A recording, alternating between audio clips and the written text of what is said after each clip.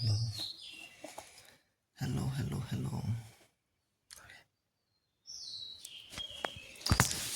Okay, let's get right into our reading. The star today is the star. Star, star, star.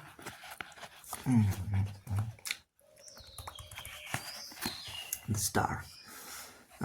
Daily life is harsh, and most of us constantly seek escape from it. In fantasies and dreams, stars feed on these weaknesses, standing out from others through a distinctive and appealing style. They make us want to watch them. At the same time, they are vague and ethereal, keeping their distance and letting us imagine more than is there. Their dreamlike quality works on our unconscious. We are not even aware how much we imitate them. Learn to become an object of fascination by projecting the glittering but elusive presence of the star. The fetishistic star. One day in 1922 in Berlin, Germany, a casting well went out for the part of a voluptuous young woman in a film called Tragedy of Love. Of the hundreds of struggling young actresses who showed up, most would do anything to get the casting director's attention, including exposing themselves.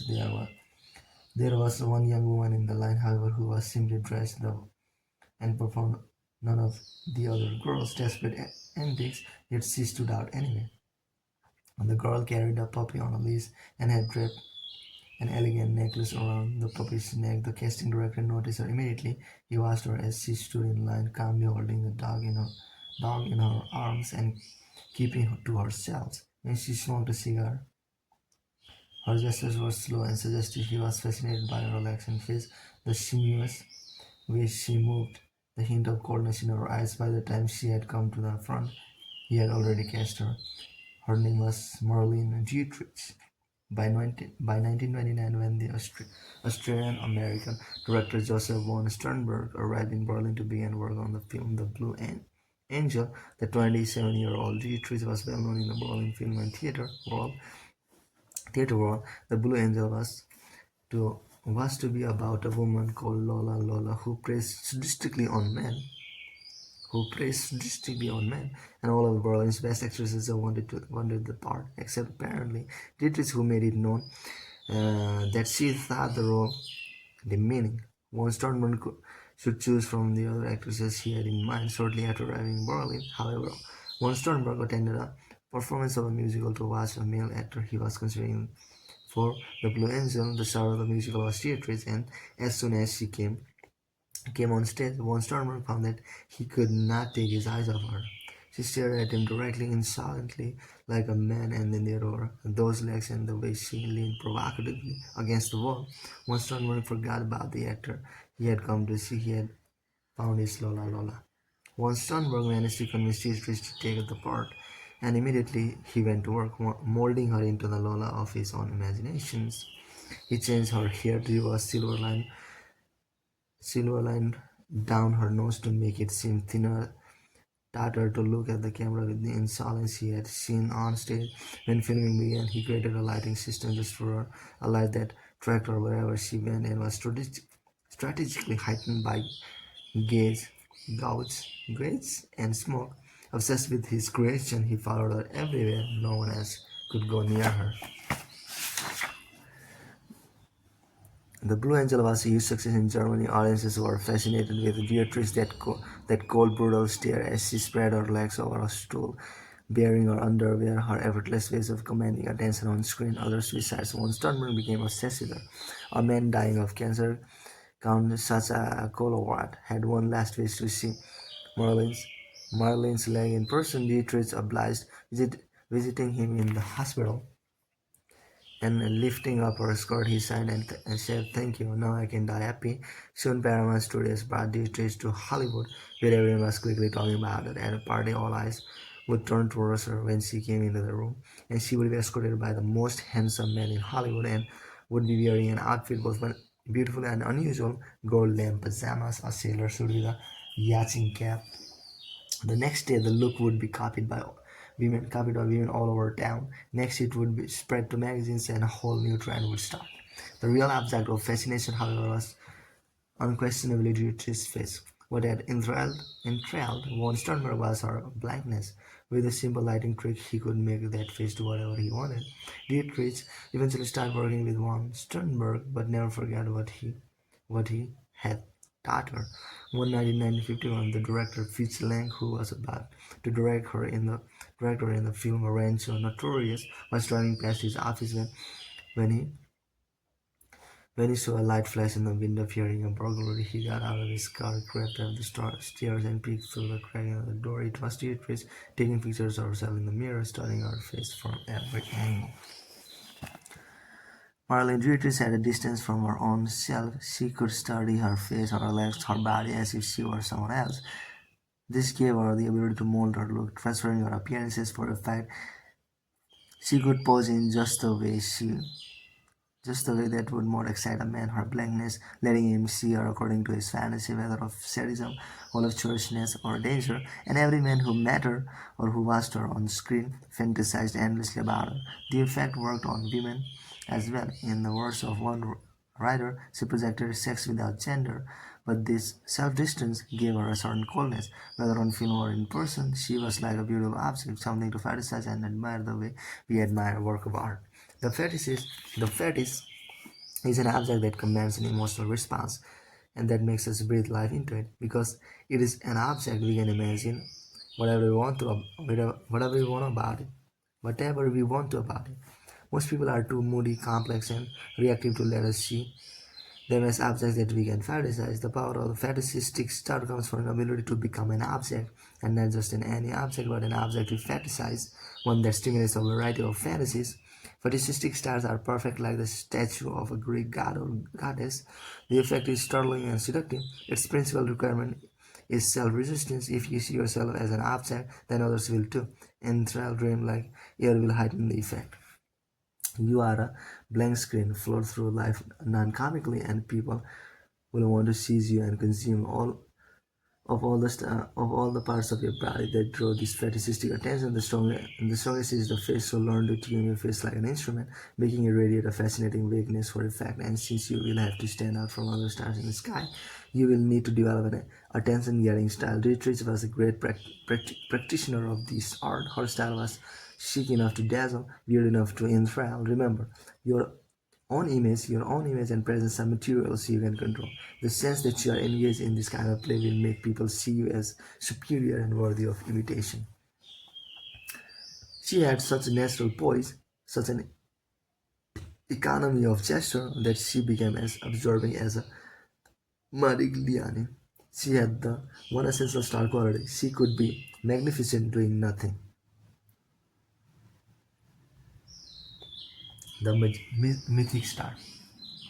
On July 2, 1960, a few weeks before the year's Democratic National Convention, former President Harry Truman publicly stated that John F. Kennedy, who had won enough delegates to be chosen as party's candidate for the presidency, was too young and inexperienced for the job. Kennedy's response was startling. He called a press conference to be televised live and nationwide on July 4. The conference drama was heightened by the fact that he was away on vacation, so that no one saw or heard from him until the event itself. Then, at the appointed hour, Kennedy stood into the conference room like a sheriff entering Dodge City. He began by stating that he had run in all of the state's primaries at considerable expense of money and effort. He had beaten his opponents fairly and squarely, who was determined to circumvent the democratic process. This is a young country, Kennedy went on, his voice getting louder, founded by young men and still young in heart. The world is changing, the old ways will not do. It is time for a new generation of leadership to cope with the new problems and new opportunities. Even Kennedy's enemies agreed to this speech that day was stirring. He turned Truman's challenge around. The issue was not his inexperience, but the older generation's monopoly on power. His style was as eloquent as his words, for his performance evoked films of the time. Ellen led in Shane, confronting the corrupt older ranchers, or James Dean in Rebel Within, without a cause. Kennedy even resembled Dean, particularly in his air of cool detachment. A few months later, now approved as the Democrats' presidential candidate, Kennedy squared off against his Republican opponent Richard Nixon in their first nationally televised debate. Nixon was sharp. He knew the answers to the questions and debated with aplomb, quoting statistics on the accomplishment of the Eisenhower administration, in which he had served as vice president. But beneath the glare of the cameras on black and white television, he was a ghastly figure. His 5 o'clock shadow covered with powder streaks of sweat on his brow and cheeks, his face drooping with fatigue, his eyes shifting and blinking, his body rigid. He was so worried about? The contrast with Kennedy was startling. If Nixon looked only at his opponent, Kennedy looked out at the audience, making eye contact with his viewers, addressing them in their living rooms as no politicians had ever done before. If Nixon talked data and niggling points of debate, Kennedy spoke of freedom, of building a new society, of recapturing America's pioneer spirit. His manner was sincere and emphatic. His words were not specific, but he made his listeners imagine a wonderful future. The day after the debate, Kennedy's poll numbers soared miraculously, and wherever he went, he was greeted by crowds of young girls, screaming and jumping. His beautiful wife, Jackie, by his side, he was a kind of democratic prince.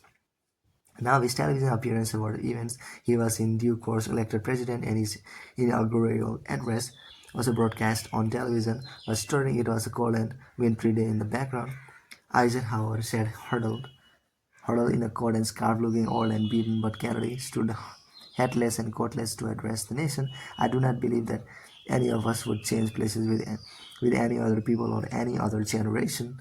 The energy, the faith, the devotion which we bring to this endeavor will light our country and all who serve it, and the glow from that fire can truly light the world. Over the months to come, Kennedy gave innumerable live press conferences before the TV cameras, something the previous president had dared. Facing the firing squad of lenses and questions, he was unafraid, speaking coolly and slightly ironically. What was going on behind those eyes, that smile? People wanted to know more about it. The magazines teased its readers with information, photographs of Kennedy with his wife and children, or playing football on the White House lawn. Interviews creating a sense of him as a devoted family man, yet one who mingled as an equal with glamorous stars. The images are all melted together. The space race, the Peace Corps, Kennedy facing up to the Soviets during the Cuban Missile Crisis just as he had faced up to Truman. After Kennedy was assassinated, Jackie said in an interview that before he went to bed, he would often play the soundtrack to Broadway musicals, and his favorite of these was Camelot with its lines, "Don't let it be forget that once there was a spot for one brief shining moment that was known as Camelot. There would be great presidents again," Jackie said, "but never another Camelot." The name Camelot seems to stick, making Kennedy's 1,000 days in office resonate as myth. Kennedy's seduction of the American public was conscious and calculated. It was also more Hollywood than Washington, which was not surprising. Kennedy's father, Joseph, had once been a movie producer, and Kennedy himself had spent time in Hollywood, hobnobbing with actors and trying to figure out what made them stars. He was particularly fascinated with Gary Cooper, Montgomery Clift, and Cary Grant. He often called Grant for advice. Hollywood had found ways to unite the entire country around around certain themselves or myths. Often the great American myth of the West, the great stars embodied mythic types: John Wayne, the Patriots; Cliff, the Promethean rebel; Jimmy Stewart, the noble hero; Marilyn Monroe, the siren. These were not mere mortals, but gods and goddesses to be dreamed and fantasized about. All of Kennedy's actions were framed in the conventions of Hollywood. He did not argue with his opponents, he confronted them dramatically. He posed and in visually fascinating ways. Whether with his wife, with his children, or alone on stage, he copied the facial expressions, the presence of a Dean or a Cooper. He did not discuss policy details but fixed eloquent about grand mystic themes, the kind that could unite a divided nation. All this was calculated for television. For Kennedy, mostly existed as a televised image. That image haunted our brains well before his assassination. Kennedy attracted fantasies of America's lost innocence with his call for a renaissance of the pioneer spirit, a new frontier. Of all the character types, the mystic star is perhaps the most powerful of all. People are divided by all kinds of consciously recognized categories: race, gender, class, religion, politics. It is impossible then to gain power on a grand scale or to win an election by drawing on conscious awareness. An appeal to any one group will only alienate another. Unconsciously, however, there is much we see. All of us are immortal. All of us know fear. All of us have been stamped with the imprint of parent figures, and nothing conjures up this shared experience more than myth. The patterns of myth born out of warring feelings, varying feelings of helplessness on the one hand and thirst for immortality on the other, are deeply engraved in all all us. Are deeply engraved in us all. Mythic stars are figures of myth come to life. To appropriate their powers, you must first study their physical presence, how they adapt a distinctive style, are cool and visually arresting. Then you must assume the pose of a mythic figure, the rebel, the wise patriarch, the adventurer, the pose of a star who has struck. One of these mythic poses might do the trick. Make these connections vague, they should never be obvious to the conscious mind. Your words and actions should invite interpretation beyond their surface appearances. You should seem to be dealing not with specific nitty-gritty issues and details, but with matters of life and death, love and hate, authority and chaos. Your opponent similarly should be framed not merely as an enemy for reasons of ideology or competition, but as a villain, a demon. People are hopelessly susceptible to myth. So make yourself the hero of a great drama and keep your distance. Let people identify with you without being able to touch you. They can only watch and dream. Jake's life had more to do with myth, magic, legend, saga, and story than with political theory or political science. Keys to the character. Seduction is a form of persuasion that seeks to bypass consciousness, storing the unconscious mind instead. The reason for this is simple. We are so surrounded by stimuli that compete for our attention, bombarding us with obvious messages, and by people who are overtly political and manipulative, that we are rarely charmed or deceived by them. We have grown increasingly cynical. Try to persuade a person by appealing to their consciousness, by saying outright what you want, by showing all your cards, and what hope do you have? You are just one more irritation to be turned out. To avoid this fate, you must learn the art of insinuation, of reaching the unconscious. The most eloquent expression of the unconscious is the dream, which is intricately connected to myth. Waking from a dream, we are often haunted by its images and ambiguous messages. Dreams obsess us because they mix the real and the unreal. They are filled with real characters and often deal with the real situations, yet they are delightfully irrational, pushing realities to the extremes of delirium. If everything in a dream were realistic, it would have no power over us. If everything were unreal, we would feel less involved in its pleasures and fears. Its fusion of the two is what makes it haunting. And this is what Freud called. This is what Freud called the uncanny, something that seems simultaneously strange and familiar. We sometimes experience the uncanny in waking life, in a deja vu, a miraculous coincidence, a weird event that recalls a childhood experience. People can have a similar effect. The gestures, the words, the very being of men like Kennedy or Andy Warhol, for example, evoke both the real and the unreal. We may not realize it, and how could we, really? But they are like dream figures to us. They have qualities that anchor them in reality: sincerity, playfulness, sensuality. But at the same time, their aloofness, their superiority, their almost surreal quality makes them seem like something out of a movie. These types have a haunting, obsessive effect on people, whether in public or in private. They seduce us, making us want to possess them both physically and psychologically. But how can we possess a person from a dream, or a movie star, or a political star, or even one of those real life fascinators like a Warhol, who may cross our path? Unable to have them, we become obsessed with them. They haunt our thoughts, our dreams, our fantasies. We imitate them unconsciously. The psychologist Sandor Frenzy calls this interjection. Another person becomes part of our ego.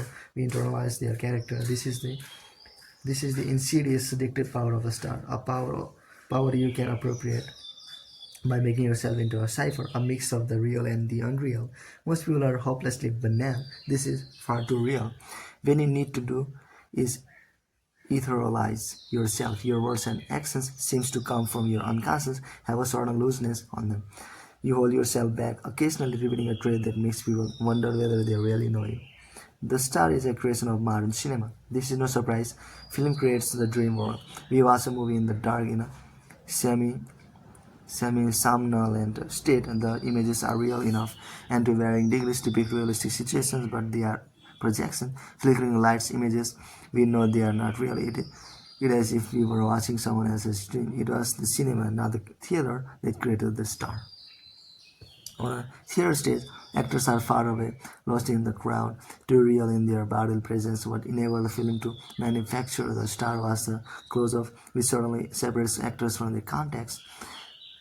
Filling your mind with their image, the close-up seems to reveal something not so much about the character they are playing, but about ourselves. We glimpse something of Greta Garbo herself when we look so closely into her face. Never forget this while fastening yourself as a star. First, you must have such a large presence that you can feel your target's mind the way a close-up fills the screen. You must have a style or presence that makes you stand out from everyone else. Be vague and dreamlike, yet not distant or absent. You don't want people to be unable to focus on or remember you. They have to be seeing you in their minds when you are not there. Second, cultivate a blank, mysterious face, the center that radiates starness. This allows people to read into you whatever they want to. Imagining they can see your character, even your soul, instead of signaling moods and emotions, instead of emotions or over motive. The star draws in interpretations. This is the obsessive power in the face of Garbo Dietrich or even of Kennedy, who molded the expression on James Dean. A living thing is dynamic and changing, while an object or image is passive, but in its passivity, it stimulates our fantasies. A person can gain that power of becoming a kind of object. The great 18th century Charles Count Saint Germain was in many ways a precursor of the star. He would suddenly appear in town. No one knew from where. He spoke many languages, but his accent belonged to a single country. Nor was it clear how old he was. Not young, clearly, but his face had a healthy glow. The count only went out at night.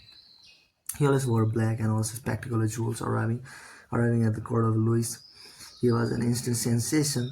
He raked wealth, but no one knew its source. He made the king and Madame de Pompadour believe he had fantastic powers, including even the ability to turn base metals into gold, the gift of the philosopher's stone. But he but he never made any great claims for himself. It was all insinuations. He never said yes or no, only perhaps he would sit down for dinner but was never seen eating. He once gave Madame de Pompadour a gift of candles in a box that changed color and aspects depending on how she held it. This interesting object, she said, reminded her of the count herself.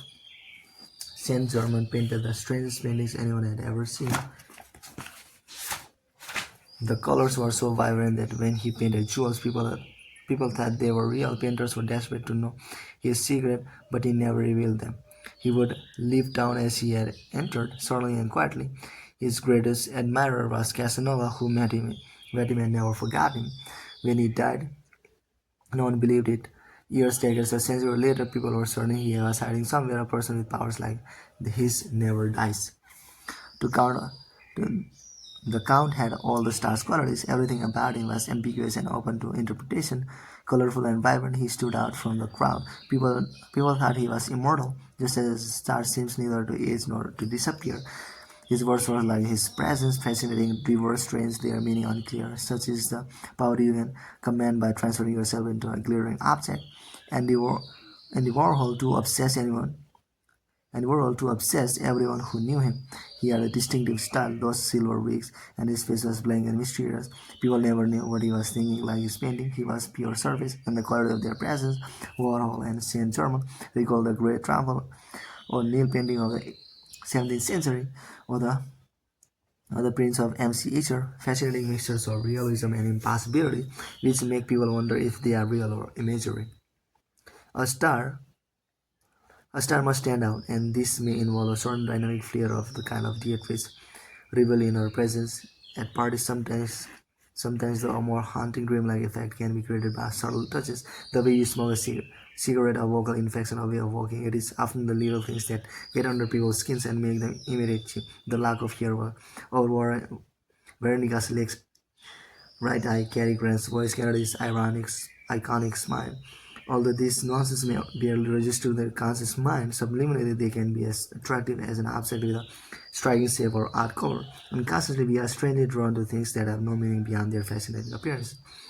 Stars make us want to know more about them. You must learn to stir people's curiosity by letting them deeply glimpse something in your private life, something that seems to reveal an element of your personality.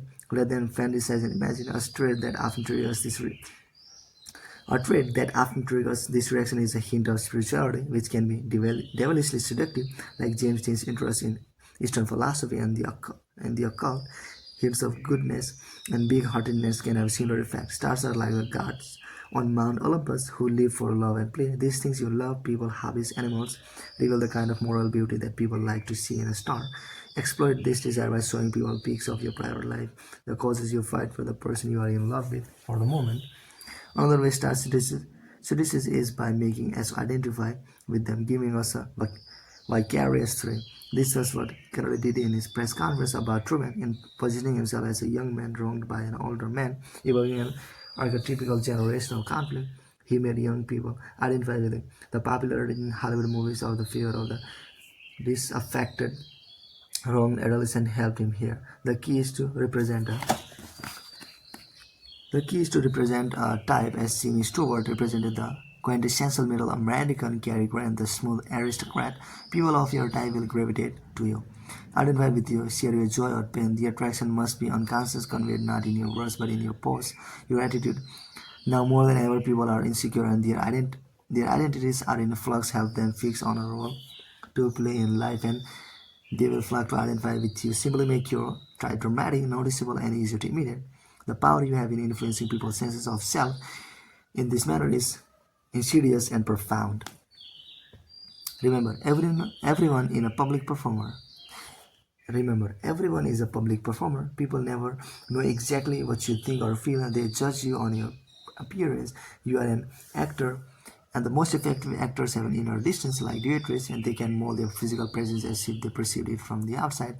This inner distance fascinates us. Stars are playful about themselves, always adjusting their image, adapting it to the times. Nothing is more laughable than an image that was fashionable 10 years ago but isn't anymore.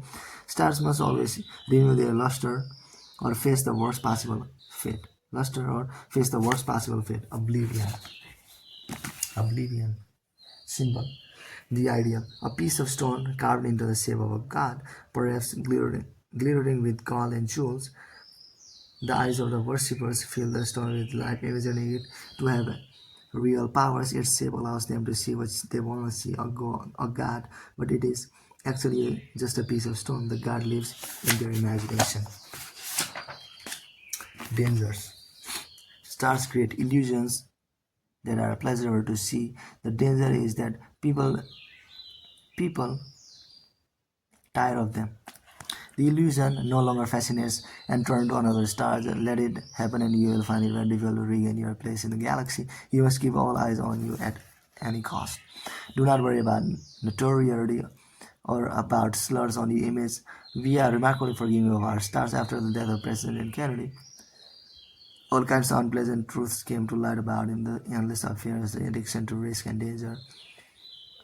None of this diminished his appeal, and in fact, the public still considers him one of America's greatest presidents.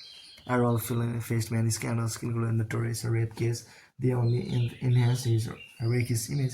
Once people have recognized a star, any kind of publicity, even bad, simply fuels the obsession. Of course, you can go too far. People like a star to have a transcendent beauty, and too much human frailty will eventually disillusion them. But bad publicity is less of a danger than disappearing far too long or growing too distant. You cannot haunt people's dreams if they never see you. At the same time, you cannot let the public get too familiar with you or let your image become predictable. People will turn against you in an instant if you begin to bore them. For boredom is the ultimate social evil. Perhaps the greatest danger stars face is the endless attention, the illusion. Obsessive attention can become disconcerting and worse, as any attractive woman can attest. It is tiring to be gazed at all the time, and the effect can be destructive, and is shown by the story of Marilyn Monroe. The solution is to develop the kind of distance from yourself that Dietrich had. Take the attention adultery with a grain of salt and maintain a certain detachment from them. Approach your own image playfully. Most important, never become obsessed with the obsessive quality of people's. Interesting, you know. Okay, so that's it. That's it. Okay, that's it for today. See you. Bye.